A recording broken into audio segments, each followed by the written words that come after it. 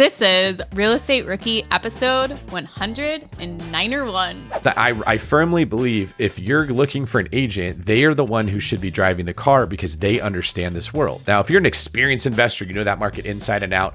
You're not looking for a person to drive. You're more looking for a chauffeur. You can tell them, take me here, go do what I want. I'm going to work in the back of my computer. But most people listening to this podcast and most people working with agents are not in that position. They need to be driven. And so you really want to look for the agent that is not afraid to tell you the hard truths, that isn't afraid to say, that's a bad idea. That won't work. I don't think you should do it. And then hear them out on why. My name is Ashley Kerr, and I'm here with my co-host, Tony Robinson. And welcome to the Real Estate Rookie Podcast, where every week, twice a week, we bring you the inspiration, information, and amazing stories you need to hear to kickstart your real estate investing journey. And I want to thank everyone. Ash and I both want to thank everyone that's left an honest rating and review for the podcast. Every review really does go a long way. It helps us reach more people that haven't heard of the Real Estate Rookie brand yet. And if you think about how much it's changed your life, think about how much it might change someone else's. So if you haven't yet, do us a favor, leave an honest rating and review.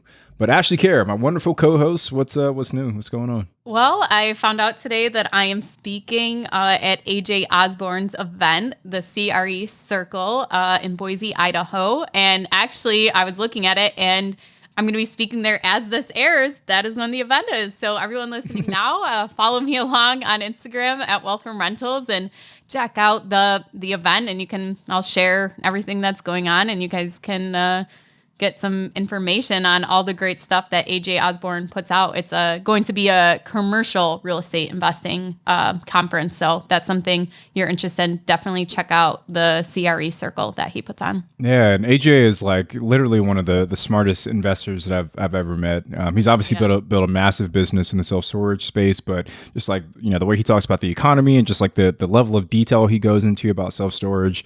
I've only been able to meet him, lucky enough to meet him a few times, but every time I do it, it's just like a wealth of information. I know. I could listen to him like talk economics forever. Just like anytime I'm in the car with him, I'm like, so what do you think about this? And him go off to a tangent. I love it. So we also have another great investor on the show today. Tony, you want to make the introduction? Yeah, so today we've got someone you may have heard of, but we've got David Greene back on the podcast.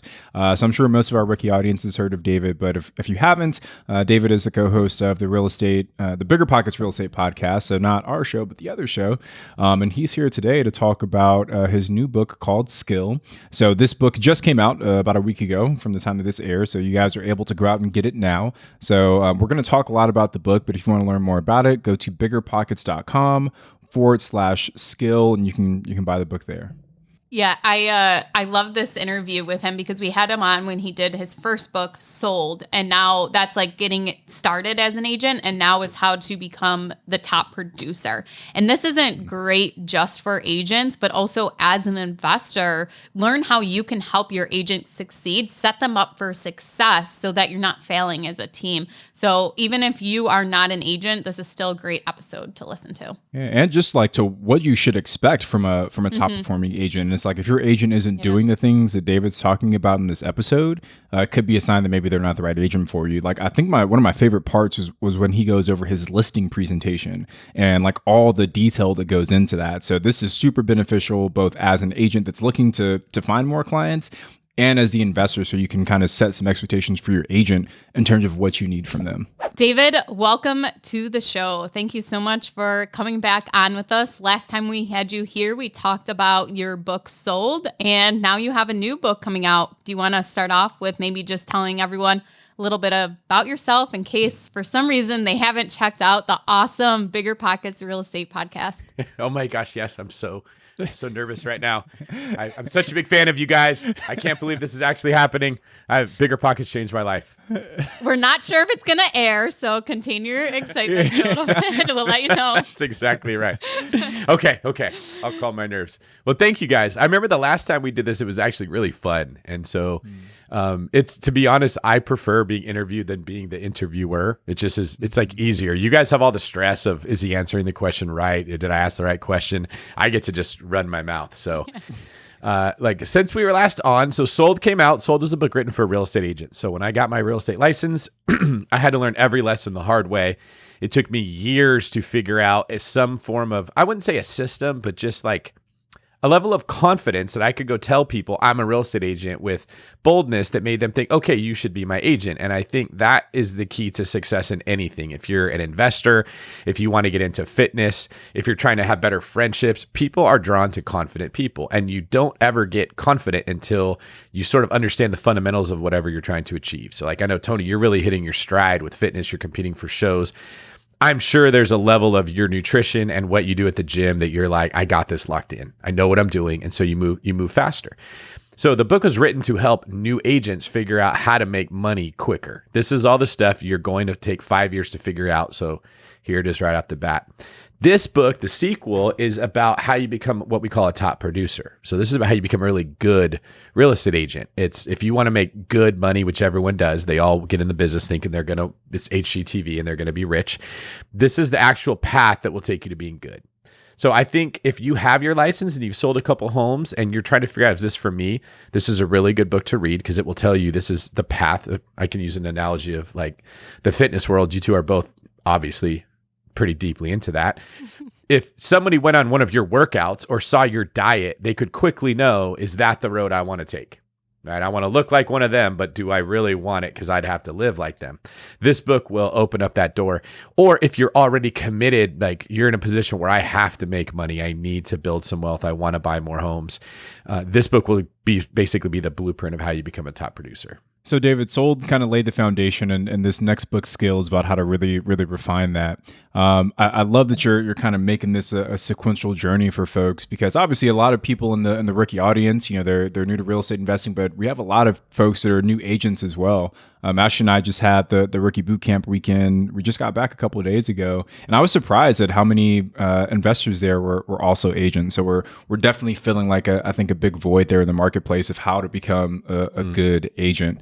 One thing I want to touch on this a little bit before we go into it. I know we spoke on this last time we interviewed you, but I feel like it's worth repeating. Do you feel that it's necessary for a rookie investor to get their license to be a good real estate investor? Like those two things have to go hand in hand with one another? No, I almost think it's detrimental in most cases. So everyone gives different advice. My perspective is the only time you should get your real estate license is if you are 100% committed to making money as a real estate agent and you're going to do whatever it takes. Just, it's not worth dipping your toe in the water. Just see what happens. I can tell you what's going to happen. You're going to spend a lot of money on licensing. You're going to have to spend a lot of money on office fees. You are going to get a business card and be very hesitant to tell people you sell houses. Then your confidence is going to get lost and you're going to carry around a never-ending bucket of shame that you're like, I should be doing more, but I'm not. And it's horrible. So if you're not wanting to represent people, wanting to really learn how to be good at this, don't do it. You can buy houses with a real estate agent for free to you. And I think a lot of what we talk about today is going to be geared towards what an investor should be telling their agent. This is what I'd like for you to do for me, because most agents won't have read this book and just won't know. Yeah, one follow-up question to that. Do you think there's value in niching down as an agent? Like, I've met I have a friend who he started and all he did was like foreclosures. I have other agents where all they do is short-term rentals. Do you feel that there's value in doing that, or are you maybe hurting yourself by reducing the size of people that you can work with? That's a really good question. So in a perfect market where supply and demand are very even and the only realtors that are in the business belong there and they're good, your advice would be very applicable. It would, or your question would, the answer would be yes, you should niche down. How it actually works is you go look for people who want something, more or less beg them to let you be their agent, work your butt off to try and help them, and then pray to God that it's actually going to close and you're going to get paid. So in a market like we have now, I think if you're really good at short-term rentals, you should say that all the time. I know how to do short-term rentals. You should look for short-term rental people. But if a foreclosure comes your way, or a listing comes your way, or a house hack comes your way, it's not a huge difference to learn how that works. If this was like going from being a real estate agent to being a chef in a restaurant, I would say no, it's too much. But it's very, very small variation. So you should look for how to do it for everyone. But when you are marketing, it helps if you say, I do this thing. So one of the things that I look for if I'm going to find an agent is I want to find an agent who owns the properties that I'm trying to buy. So if I'm looking to buy a luxury short-term rental, I want to find an agent in that market who also owns luxury short-term rentals. And so that's where I think it really helps you is if you own that type of property, if you house hacked yourself, you are naturally going to be more confident working with people that are house hacking. They're going to be able to tell when you speak, when you talk. But I wouldn't say no to other opportunities. I just would go into it with the understanding that my bread and butter is probably going to be this thing. To kind of follow up on that, I think that someone, whether you're deciding to go with an agent who niches down or not, is to look at what you actually need from an agent. If you're like me and you're just going to use an agent just to do the showings for you and do the paperwork, then you don't need an agent that's going to niche down. So maybe that's not valuable to you. But if you need help on maybe analyzing the market or what is actually going to produce income for a short-term rental, then it would be helpful to find those agents that have niched down into that category or have that experience because they own it themselves. So I think that's something too that goes back and forth. Not only should I become an agent or, should I hire an agent, but also why do I need an agent first of all, and what that value is from them, and kind of looking at that when deciding if you need to find an investor-friendly agent or not. David, so with your skill book, what is kind of the criteria that you have laid out into it? Because in your book Sold, we kind of talk about like getting started as an agent, but now it's who wants to become the top dog, the top producer? Because as you said, it's only worth it to get your license if you are going to go gung-ho with this and not just have it as a little side hustle. So something that makes a top producer is actually very similar to what makes any form of salesperson good, and this would include an investor, is how many leads you can generate for yourself. This is what HGTV doesn't show. What people typically think an agent is you get a phone call, someone who is very motivated and really wants to buy a house is asking if you will help them. You will get to feel good because you're helping someone and you're getting paid. You'll show them the houses that are available to buy. You will go look at them. You will share all of their emotion, their excitement, their nervousness. You'll form this bond. Then you will pick the house that they like. You will write an offer and you will make a $10,000 commission. That's how people look at it.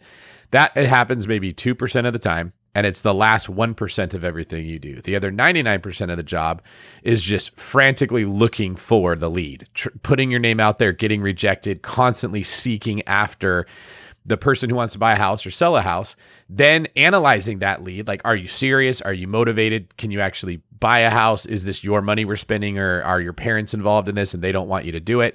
You got to qualify the lead. Then you have to convince them to work with you. Then they become your client. And then 98% of those people you work with don't ever actually buy a house, but you spend your time, your money, your gas. That's the reality of what we're getting into. And that's a lot like an investor.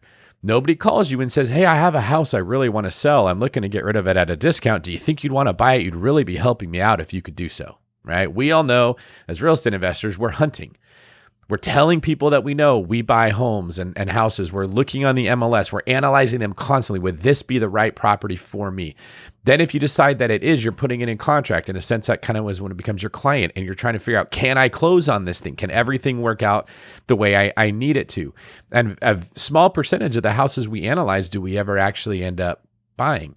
And that same mentality is required of a real estate agent. And that is when it works out well, agents and investors are a really good synergy because they understand the skill set is similar between the two. The mindset you have to create. When it doesn't go well is when someone thinks that being an agent is like a W-2 job they had somewhere else. Every W-2 job any of us had, we typically waited for a lead that the business generated to walk in the door and tell us what they want. Okay, so if you think about like the person that works at McDonald's, they're not out there looking for someone who's hungry and saying, you should come eat at this McDonald's. This is the best McDonald's ever. And you should let me be the person. They just stand there. The person walks up, they say what they want, they punch it in a computer and they call that work. That's kind of how we're brainwashed in America to look at what our job is we're just waiting for the very last piece of this huge structure that's been developed to create interest in something and compete against other restaurants and drive in clients. And that's where most agents have a hard time making the switch, and especially top producers are the ones that embrace it. It's just like the real estate investors that get it. It's like, Ashley, I know you buy tons of different kinds of real estate. You have all these opportunities that come your way. That's because people in your community know Ashley buys stuff. So when something comes up, you pop in their head and they go, boom, I want to go to her. Tony, in your market, I know, is it in Joshua Tree? Is that where a lot of your work is being done? I guarantee you there's realtors there and people there that when they see a listing come up in Joshua Tree, they associate Joshua Tree with Tony. So right off the bat, you're going to get opportunities to look at before other people do. That's how you guys are getting deals, is you've learned to associate your name in people's heads with what you want. And I tell realtors that there's a game you have to play. I'll play it with you guys right now. All right. I'm going to say the name. It sounds like Saw or something, right? It's not nervous. That kind of game. This is cool. Because you have to have me back for my third book that comes out. So if this goes like Saw, I wouldn't be able to come back up and talk about it. I'm going to say the name of a household item, and you two, as quickly as you can, are going to tell me the brand that pops in your head. It's going to be a race to see who can come up with something first. All right. Okay. The item is going to be toothpaste. Colgate. Colgate. All right. So Ashley won. But the point is, I've only heard 2 brands the entire time I've ever played this game. People either say Colgate or Crest. So the idea is, if one of you were going to pick up some toothpaste for me, like you're coming over to hang out and you say, hey, can I bring anything to the party? Actually, I need some toothpaste. Can you pick some up? You would not go through the 40 different kinds of toothpaste and spend a lot of time trying to figure out what's the one that David might want. You would look through it all. As soon as you saw Crest or Colgate, you're like, boom, that's it. You'd grab it and you check out, and that's what you would bring. That's what every realtor has to do in their spheres world. Every human they know, when they hear real estate, needs to think that realtor's name. Just like every investor has to do the same thing. That's why we always say, I buy houses, right? And I even go a little bit further. I tell people, if you hear the word divorce, if you hear of a death in a family, I need you to remember me right away, because those things often lead to the sale of a house. And I want to hear about it before it goes to either another realtor or another investor. And so if you want to be a top producer in real estate sales, mortgage loans, real estate investing, house flipping, really anything, what we're all doing is we're competing for the real estate in people's heads, so they think of us first when that thing pops up. So, David, I want to touch on this, or I guess pull this thread a little bit more. We talk a lot about the importance of having a platform and people knowing you, liking you, and trusting you. And it sounds like that's what you're kind of saying, right? Like there's this big funnel that you need to build where there's a lot of people at the top, and the better you can get at widening the top of that funnel, the bigger your business becomes. So, I mean, for someone that's looking to become a more skillful agent, how important is it to build that platform? And I guess what is the best way to do that as an agent? That's a great question. So let's go back to my McDonald's example. The most valuable person at McDonald's is not the person that stands at the computer and waits for you to walk up and say, I want a cheeseburger and I want fries. The most valuable person at McDonald's is the one that sits in the marketing department and says, what commercial should we run? What special should we run? Where should we put our restaurants to get eyeballs on it and make people want to go eat? When should we run these commercials? What are we looking for in this? They're looking to trigger your brain to get you to think of them when you're hungry or when you're driving by to think, ooh, I should go to that place. But in the W-2 world, we are absolved of any responsibility of having to think about how to generate a lead. So like one of the epiphanies I had to have was I had to realize every job I ever had was not a job. It was a tiny piece in a very big puzzle that was the least important part of the whole thing, which is why they leveraged it out first. Right? Like think about the job of a host or a hostess at a restaurant. That was one of the first jobs I had. I was a host, and then I worked my way up to busboy, then server, and I kept going. I literally would just wait for someone to walk in a door, say hi. How many people are there in your group? Oh, there's 3 of you. Did a little bit of thinking like, who's the next server to get a table? And then grab menus and walk them 20 feet or something. It was ridiculously easy, okay? But I call that work. And if I worked for 6 hours or 8 hours, I was like, I've been at work all day. No, I've not been at work. I've been walking 20 feet back and forth in an air-conditioned environment wearing comfortable shoes without having to think very hard, okay? When I embraced that really isn't labor, that as long as the world's been spinning, this might be one of the easiest jobs a human being's ever had, I stopped feeling bad when I had to do more. And that was when I started to like really work hard and ask other people, hey, can I help you with what you're doing, and build a good reputation and show ambition. Then my boss started looking to promote me. If you want to be a top producing agent, what you have to understand is it's your job to get people to come eat at the restaurant. That is the most important part of your business. And that's what you need to be doing. You have to be talking to human beings, hosting events, putting stuff on social media that people care about and want to watch. If McDonald's made bad commercials, we wouldn't go eat there. It doesn't matter how good the food might be. This is a terrible example because we started talking about fitness and I went to McDonald's, but I think you guys, you know what I'm saying here. Realtors have to understand your job is marketing, and then the paperwork and the legal aspect and how to use a lockbox.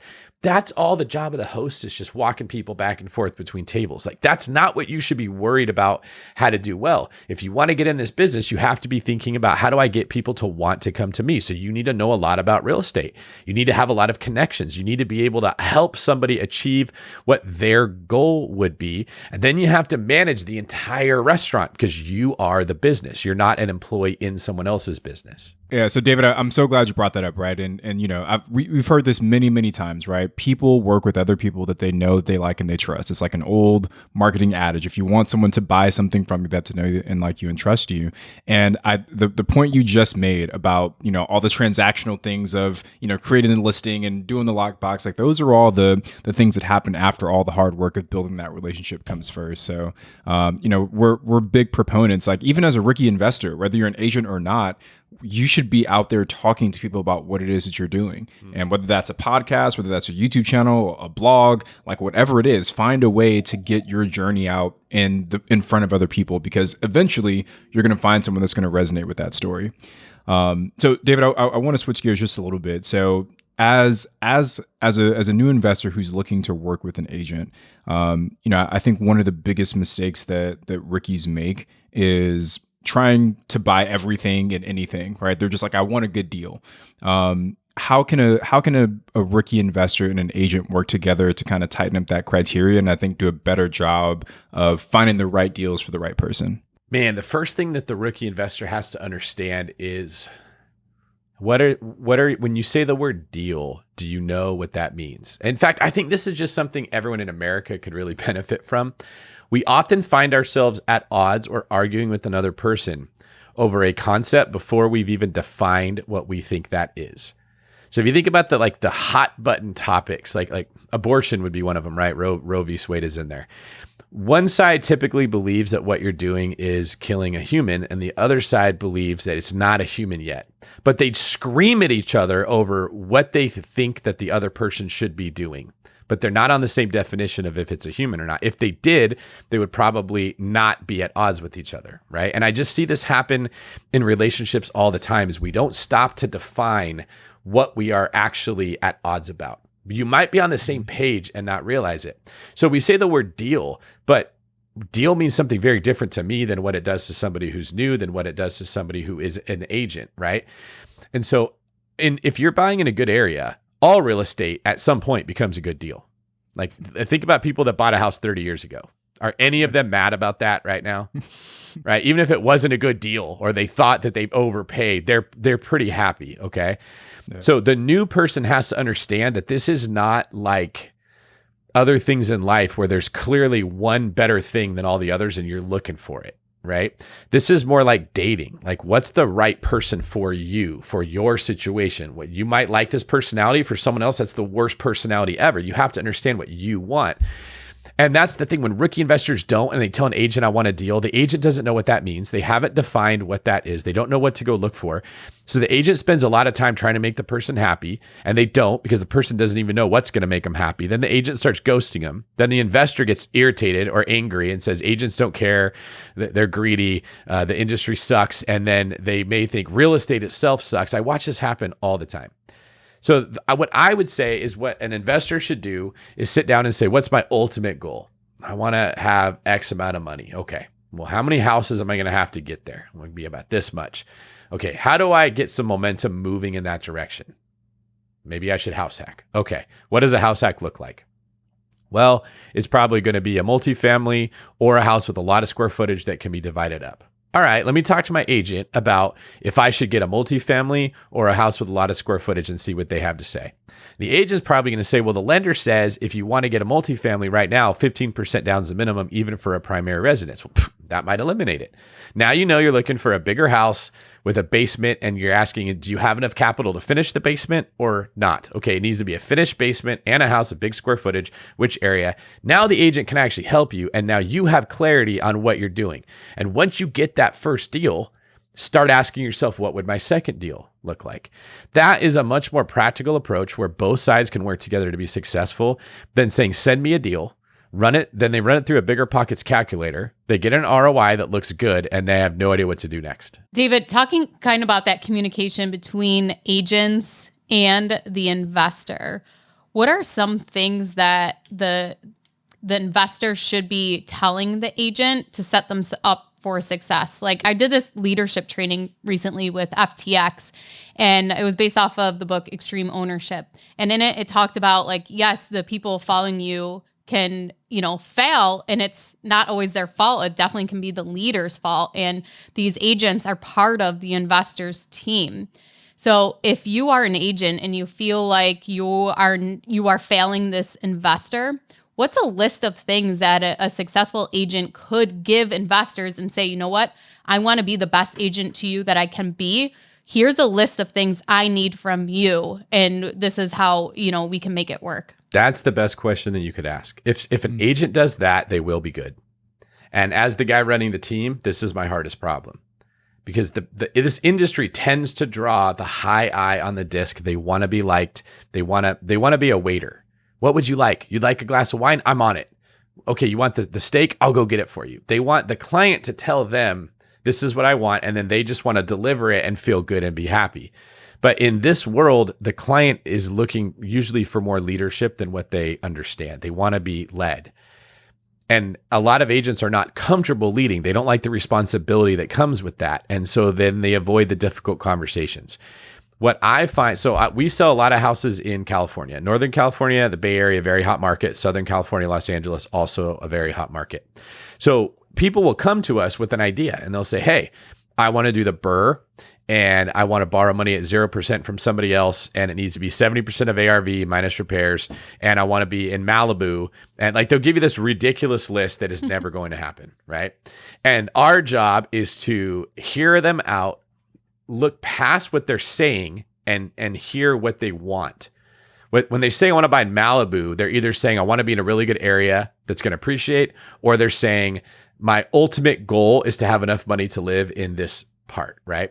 That means we need to put a plan together to get them there, not actually go look for a house in Malibu that they can use the BRRRR method on with an FHA loan, which is what they're going to be thinking.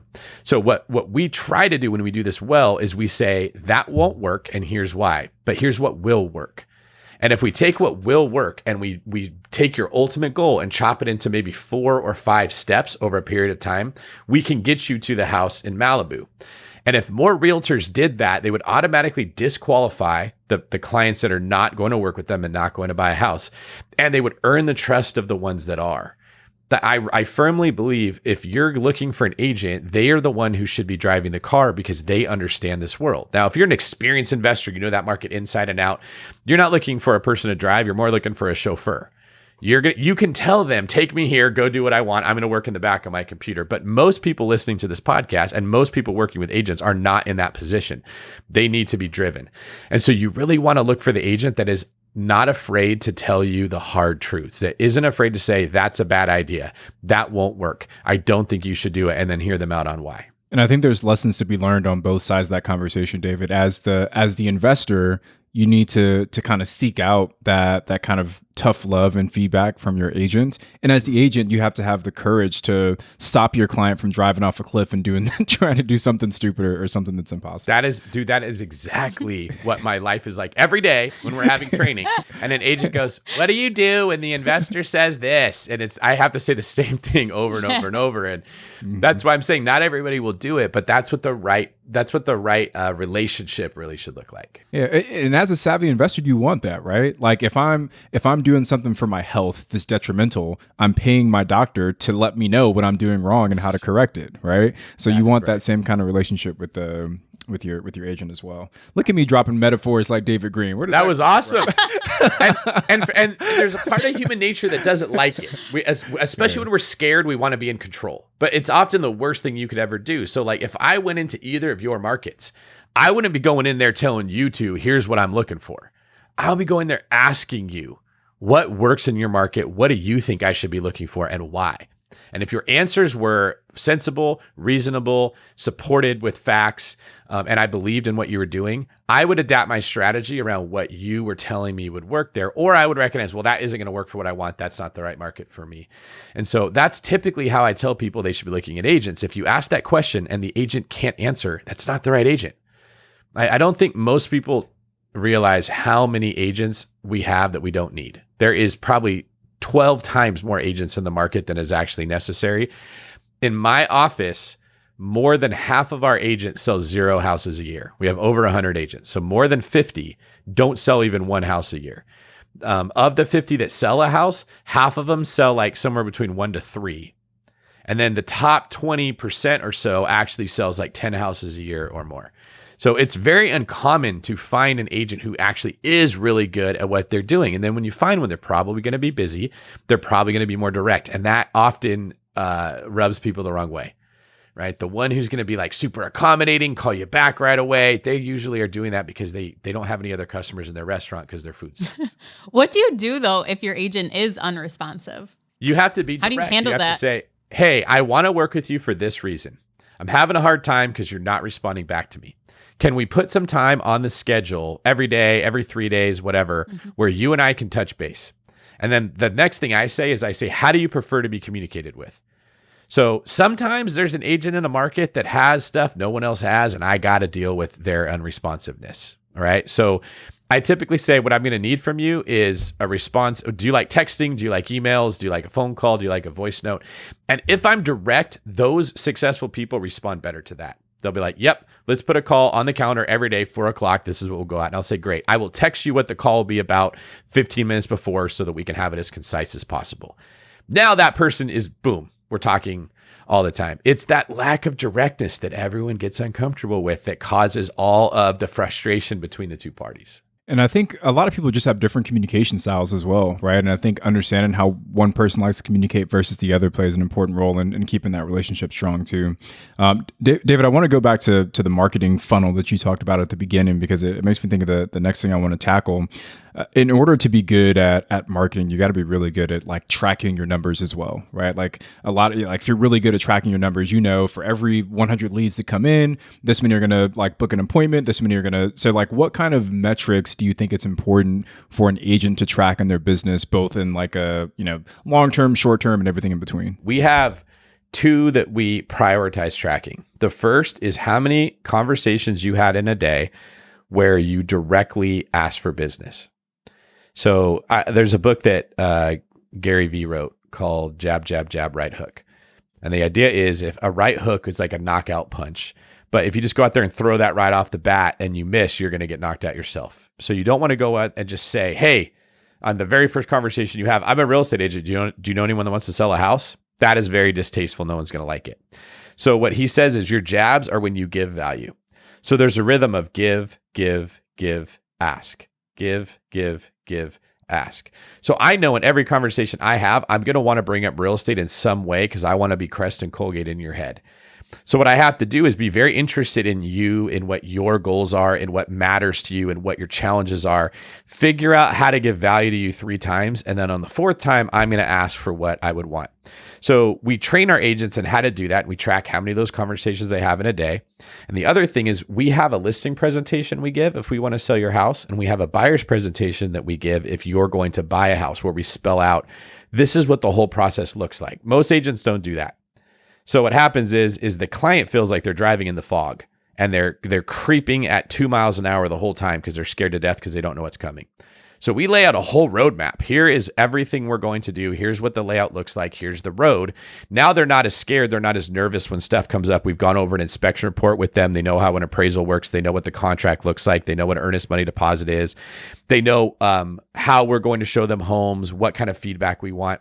So I track how many of those presentations our agent give in a week. So what I tell the agents is if you give 3 of these presentations a week to anyone, you give it to your mom, your aunts, your cousins, your neighbors, your friend from high school, just say, hey, can you give me some feedback? This is a presentation I give to buyers. I want to know what you think. A, you get comfortable doing it, which is really important. You sound more confident when you've done it a lot. But B, you impress the crap out of them when you give it to them. It associates you as the Colgater crest in their head, even if they're not ready to buy right now. And the problem is human nature never wants to do that. We want to wait till the last minute and then cram it in and get through it as fast as we can and then get out there looking at houses. And so that discipline is very difficult to create with real estate agents. But I look at it like turning a jack in the box, right? I don't know how many times I'm going to do that, but I know if I keep doing it, that thing's going to pop. That's how real estate agents need to look at their business. Those conversations they're having is the cranking.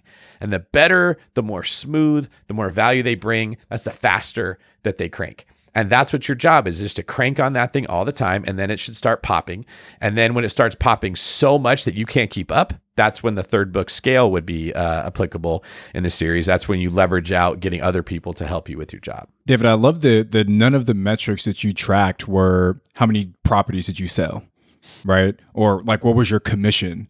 So talk about why you focused on these presentations and the conversations over the numbers of, volume sold and things like that.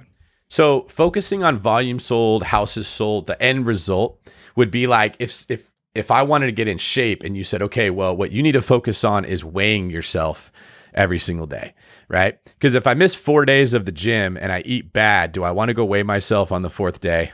No, I'm looking for a reason to not do that.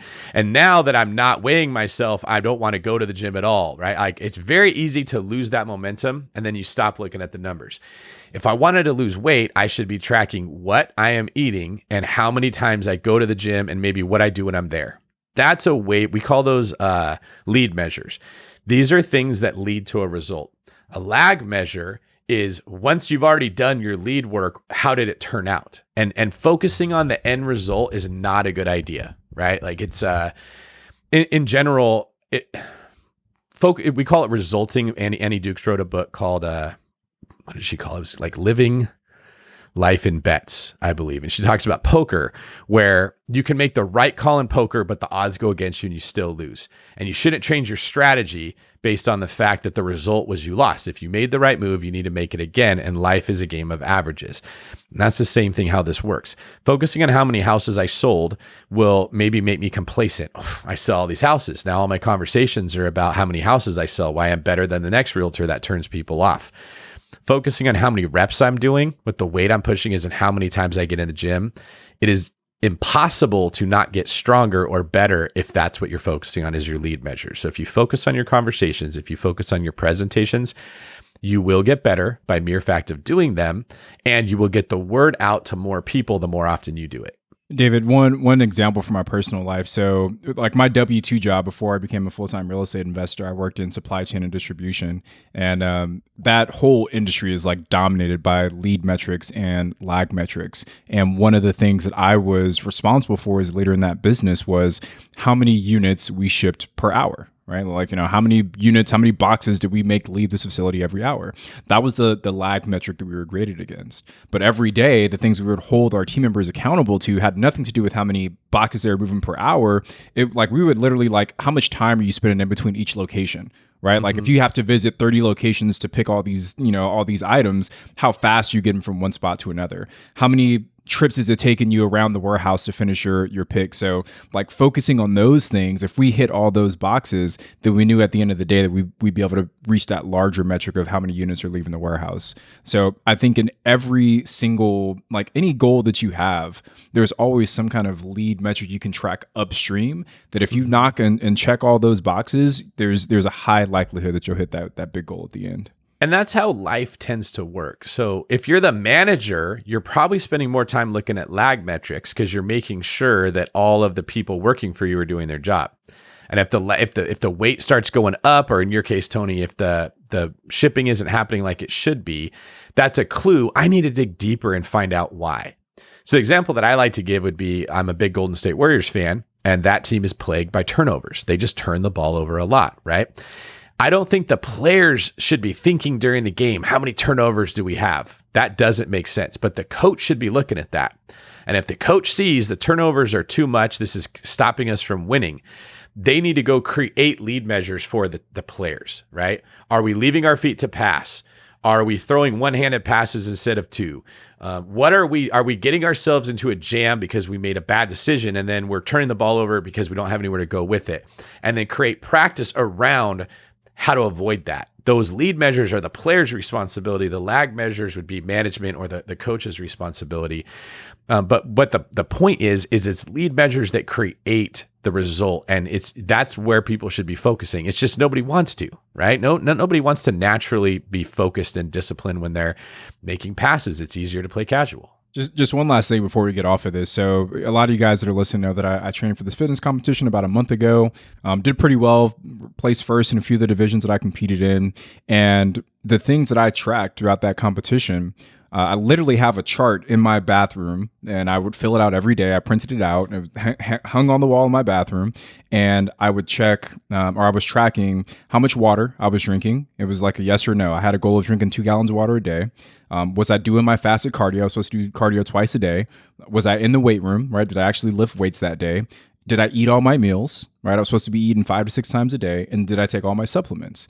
None of those had anything to do with how I looked or what my weight was or how strong I was. I was just tracking water, food, cardio, supplements, and that was it, right? And it was tracking those things on a consistent basis that allowed me to reach that goal over time. So, David, can you give an example of lead versus lag on the investor side of things? Yes, that's really good. A lag measure would be how many houses did I put into contract? What did my net worth increase by? What did my cash flow increase by? A lead measure would be how many conversations did I have about real estate with someone that is likely to come across an off-market opportunity? How many names, phone numbers, and emails did I get to put into my database for follow-up to talk to more people? How many conversations did I have with people in the industry that could come across opportunities? So, I mean, one of the tried and true ways of getting a deal right now that no one could stop would be if you just called landlords that are advertising something for rent and said, hey, do you want to buy? That's the perfect jack in the box. They're going to say no, most likely when you call. But if you call them every month or every 2 months, you're going to hit them at that point where they're sick of dealing with the tenant. They don't need the money anymore. They want to move. They don't want to own the property. If you're the first call they get, that jack in the box is going to pop. So how many of those people did you add to your database every week? How many phone calls did you make to those people? And then my belief is, as a result of staying disciplined and consistent with doing that, you will naturally get better at doing it. Human beings like to become more efficient at what we do. If Tony goes to the gym enough times, eventually he's going to get better at lifting the weights. It's not just he's lifting them more. You're going to become, your form is going to get better. You're going to get stronger. You're going to figure out what works for you. You're going to become more efficient. And that's why discipline is so important, because if you keep going, it is impossible to not get better. But what stops people is they have this idea, like, I have to be good at lifting. I have to be strong before I go to the gym. So, David, before we move on, I just want to go back to the presentation piece really quickly, because I think that's a unique thing. I've worked with a lot of different agents in multiple different markets, and not a single one has given me any kind of presentation. So can you just share a little bit about like what goes into that listing presentation and why you found it to be valuable? Yeah, that's really good. So what most agents will do, this is the typical thing, is they'll go in their MLS, and the MLS typically has some kind of software with an algorithm where they will type in, it's a 1,400 square foot house with 3 bedrooms in this area. And it works similar to what the Zestimate works like on Zillow. And it'll be like, bing, this house should be listed for somewhere between $580,000 and $600,000. They will print that out. They will take it to the seller. They'll say, we should list your house for somewhere between $580,000 and $600,000. And let me tell you why I'm so great. I will hold your hand the whole way. I will knock on every door and tell people. I will hold open houses every single weekend. I am amazing. You should trust me. And that's what their presentation looks like. What we do is much more detailed. So I have trained our agents to hold listing presentations the way that I sell my houses if I'm going to go sell it. So we're going to start off by finding out what the motivation is of the person who's selling their home. We're then going to get the address and we're going to run a comparative market analysis, a CMA. This would be like pulling comps. We break them into 3 categories. There's active listings for sale, pending listings that are already in contract, and then closed listings. What I'm looking for ideally is the shape of a pyramid. So the closed listings on the bottom are the widest. Then there's pending sales that are like a little bit less than that. And then there's hardly any active houses on the market. That is the strength of a seller's market, because the active homes are going pending super quick. And there's a lot of pending homes that are selling. So you have a lot of sales. If it's the opposite of that, if I see a lot of active houses on top and hardly anything that is sold on the bottom, that's going to be a buyer's market. It's going to be harder for us to be able to sell their home. I then call every single agent that has a pending transaction and I ask them, how many offers did you get? I mean, you got to build some rapport before you do it, but we find that out. How many offers did you get? Do you think you priced it too low? Would you have priced it higher? Do you think you went too high? What were the complaints? What did the buyers say? What was your experience like that you ultimately went into contract? Because those pendings are the ones you want to know about. That's the girls that found a date to the dance. Though you want to find out, how did you do that? Because I want to be able to do the same. Then I call, or I don't call, but someone on the team calls every single active listing. It used to be me. And we say, how many showings are you getting? How much interest are you getting? Do you feel like it's softening up? Do you think you priced too high? And we find out from them, like, what kind of action are they getting? And we take notes on every single one of those conversations on that sheet with all the addresses. We take that with us to the listing presentation. And we sit down, we have a branded folder. We have like a pop socket to go on the back of their phone and like a pen that says David Greene, a cool brochure that explains what we do. And we start off by giving a PowerPoint presentation that shows this is what makes a house sell. This is where buyers are finding their homes. This is how we market your house to different people. Here's some of the lies that realtors will tell you. One of the common ones that a realtor will say is, I will market your house to X amount of people. Like, I will get it in front of a lot of humans. That was legit 30 years ago when it was very hard to get a house in front of people. But we live in like the online dating age. It's not hard to find someone online, right? Every house is everywhere. It's not hard to find it. Everyone's looking at it. The goal is to make it stand out. So we'll say, we're not going to show your house to more people. They're all already going to see it. It's going to hit all of the portals. What we're going to do is market it like this. We're going to use drone footage. We're going to use this type of staging. We're going to use these type of cameras. This is what our other listing pictures look like. This is how we're going to market your home.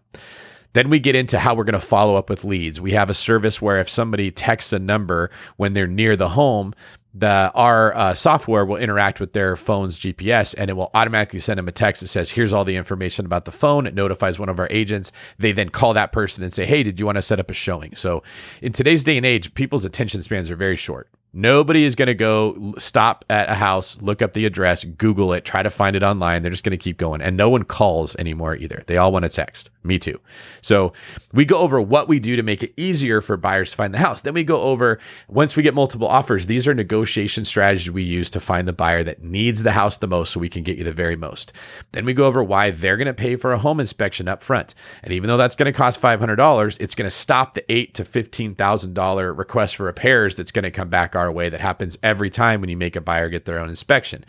We show them how much money we're going to save just because we're better, then how much money we're going to make them because of how hard that we negotiate. Then we go over the CMA. We show, here's all your competition. This is what we found. Here's our edge. Here's all the pending homes. This is what they said. This is exactly where the market is right now. Here's what we should list at. Here's our commission. We sign the listing agreement, and then we start the process of getting the house ready. Then before we even put it on the market, we take that same CMA that we saved in the computer, we run it again, we see what's new, we call all of those homes. And if we see that like demand has gone up, we price it a little bit higher than we agreed on the listing agreement. If prices have gone down, we adjust the other way before we even put the house on the market. So there is a lot of work that goes in on our side to being as precise as we can. And that is something I don't think, if you're inexperienced with selling homes, because most people sell a house like every 10 years. It doesn't happen all the time, right? That just looking for the cheapest agent drives me crazy, because there's no way if they're getting a discounted rate, they're doing any of that. They're just going to put a sign in the yard, wait for offers to come in, and then give it to you and say, hey, what do you want to do?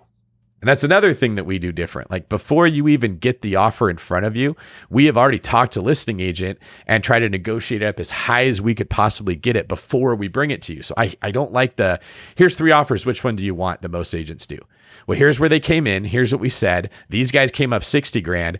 These guys came up 40 grand, but I think they got a little more to go. And these people are willing to come in all cash or whatever the case would be. So we're trying to make our clients money before they even see the offers that come in. David, you just gave great examples of how to make yourself an agent that stands out. And I think Tony and I are both sitting here thinking like, oh, the next time we sell a house, we want somebody like that. I'm thinking like, I don't even want to sell a house, but David, can you just take my house, please? Anyway, And I think that just also proved kind of the point in the beginning too, is that if you are an investor thinking that you should get your license to become a great investor, are you going to want to learn all that stuff? Are you going to want to take the time to do all that research? And most likely, no. Like, I don't even want to do the paperwork of a contract, let alone do all of that valuable tools and skill set that your team has. Those agents, I don't want to have to learn to, be the best at that like they are. And I think a real estate agent is one of the easiest things an investor can outsource for somebody on their team. And I think you just gave the exact reason, a great example of why you should outsource it if you're not going to take the time to learn those things and become the best at being a real estate agent. Yeah, you don't hear a lot of investors saying, should I get a degree in bookkeeping so I can keep my own books? Or should I go get my contractor's license so I can do my own rehab? Right. But for some reason, the agent thing seems easy and there's nothing to it. And I could just go do it myself and I can save money. But it's just like everything else. There's a skill set that goes into being good at doing this. And what my hope is that. And are you really even saving money though? I mean, yes, you'll get your commission on the back end, which ends up being what does an agent actually walk away with? Would you say is average, David? The buyers are getting about 2.5%, but then the broker's going to get 30% of that.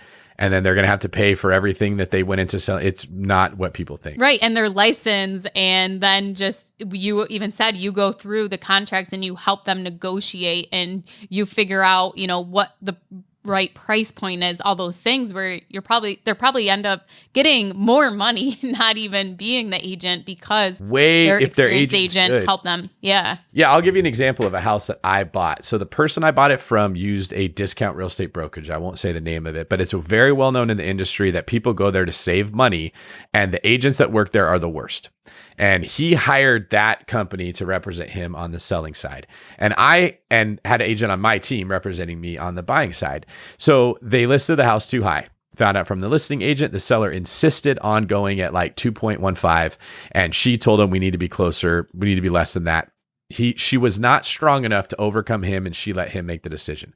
So that house sat there in a very desirable neighborhood in the East Bay, super close to an even better one, like primo area, 5,000 square feet. It sat there for 40 days or so and it didn't sell. So I went in and I wrote a much lower offer and I asked for $75,000 in closing costs. And I structured it so that we had a very long time that we could get out of the house.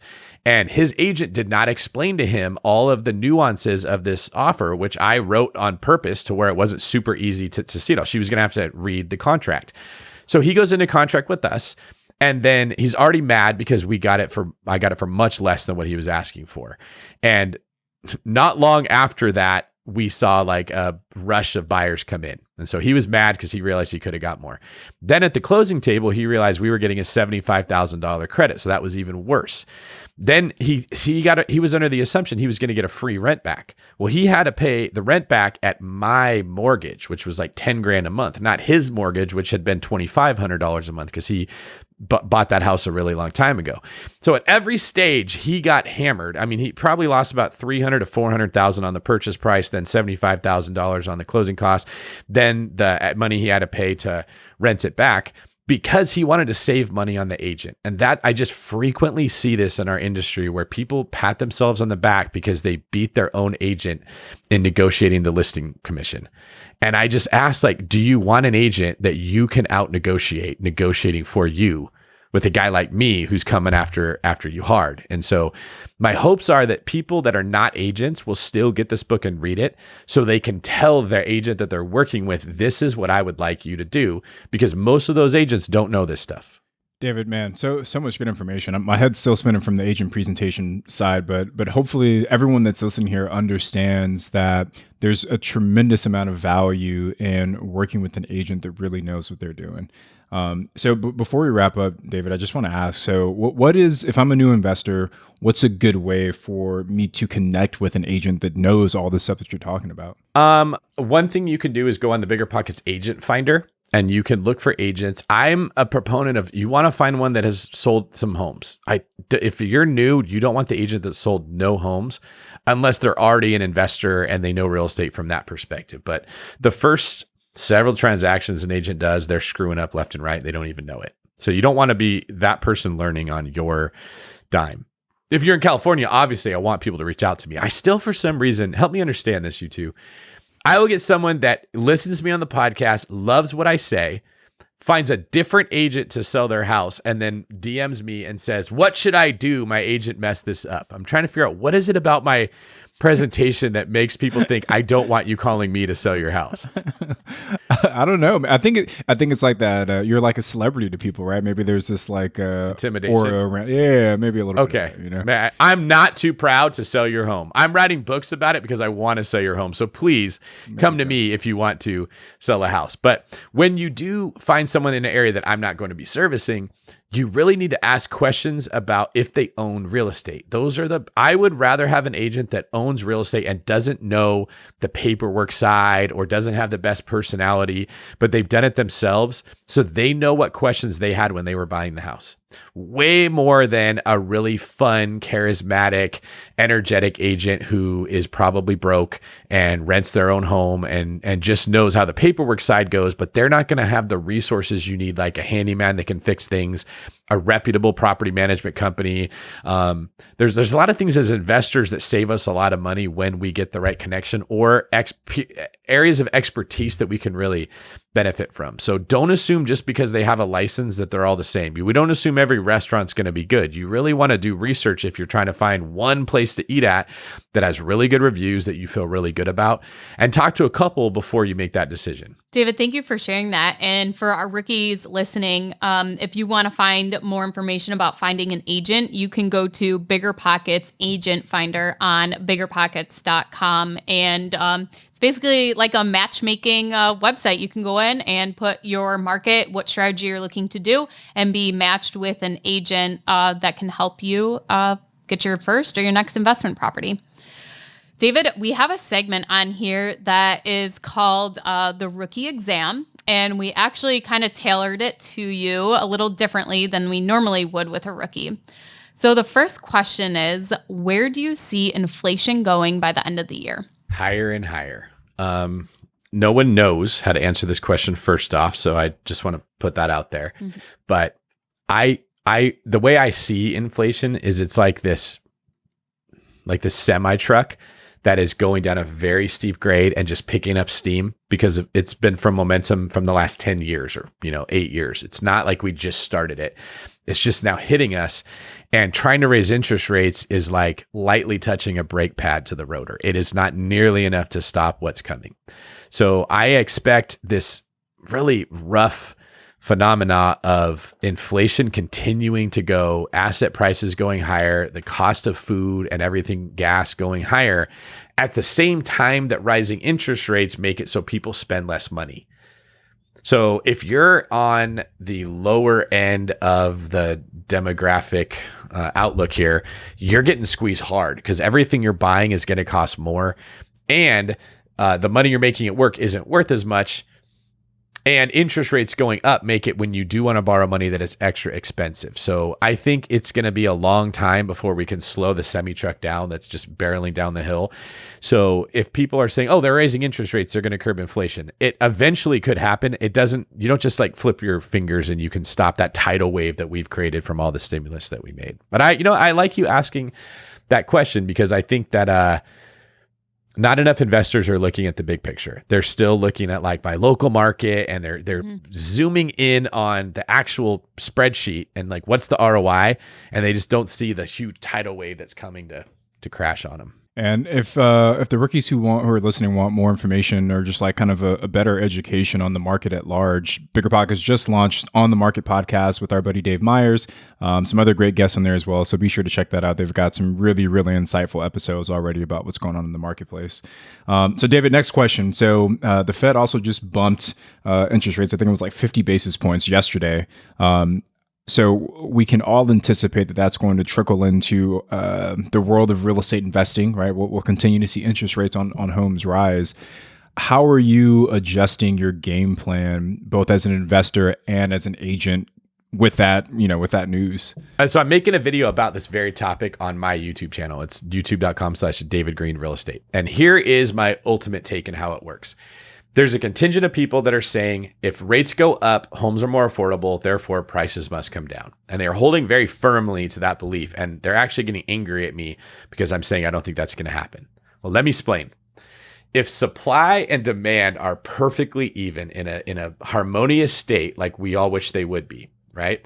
If interest rates go up, that makes homes less affordable. What that's really doing is decreasing demand. It's bringing less buyers that are able to buy, right? So in a perfect state, if demand went down, prices, meaning the supply side, would have to match it to hit that equilibrium, which is that's the framework that the people who are saying prices should come down because rates went up, they're operating from the assumption that we have something close to supply and demand being even, because the closer they are to even, the more sensitive the market is to interest rates. We have something more like this. Demand is incredibly high and supply is incredibly low. So rates going up will in fact bring demand down, but it's not nearly enough to get all the way to where it's even with supply. So what that means is if you're in the bottom half of the people, you were barely pre-approved, you were like just trying to fight your way to the market, you get drowned. But all the other people that have plenty of money, there's still so much demand for housing and they see that it's still a long-term, the best investment you can make. There's less risk than crypto, than NFTs, than stocks, than everything else. And with inflation and continuing to rise, even though your rate went up, the rent you're going to get is probably going to go up too, right? Like that's the problem. I don't think the rate hikes that we're seeing are going to bring prices down. I think they're going to wash out people that were barely able to buy. And I'm not happy about that.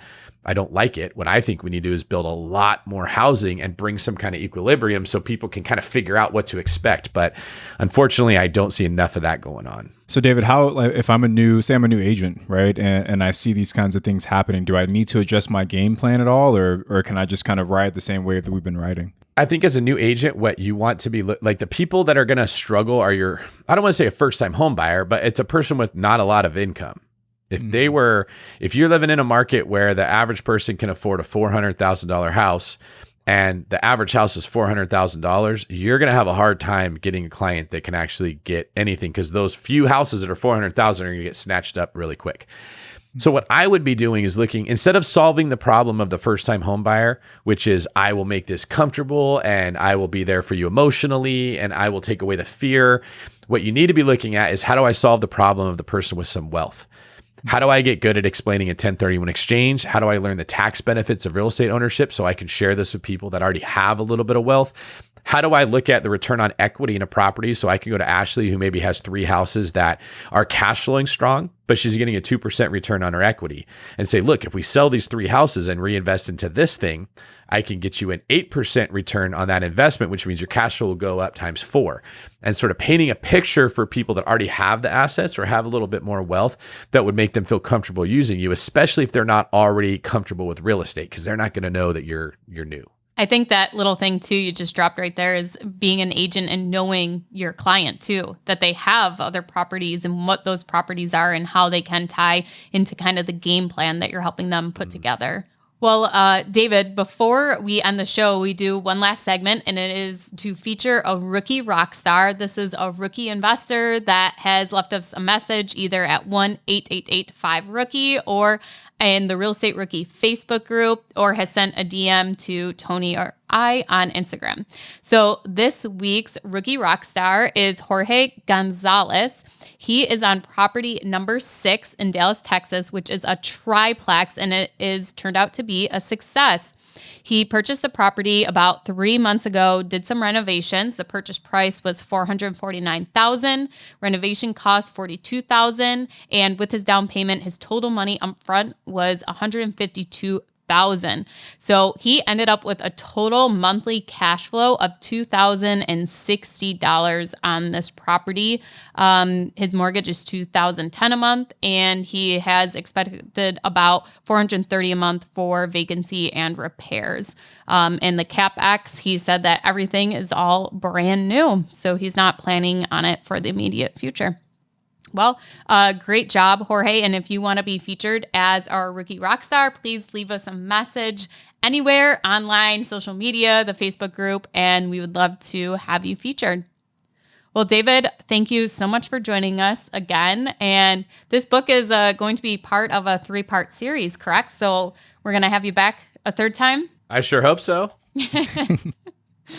Well, can you let everyone know where they can find out some more information about you and reach out to you? Do you have a podcast or anything? Yeah, I dabble in the podcast space myself every once in a while.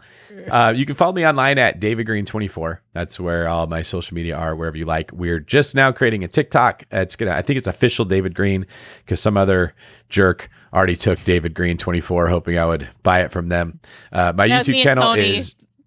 Was it really? Yeah. It's a good investment that YouTube made there. My YouTube channel is David Greene Real Estate. Very boring name, but pretty easy to remember. And then you can catch me at the Bigger Pockets Real Estate Podcast with Rob Abasolo. And then if you want to get the book Skill, if you know a real estate agent, you'd like to give them a gift, help them to step it up, or if your own real estate agent could use a little bit of improvement, go to biggerpockets.com/skill. You could get the book there. Well, David, thank you very much, everybody. I'm Ashley at Wealth from Rentals. He's Tony at Tony J. Robinson. Don't forget to leave us a 5-star review on your favorite podcast platform, and we will be back on Saturday with a rookie reply. Still you try so hard, cover up your games.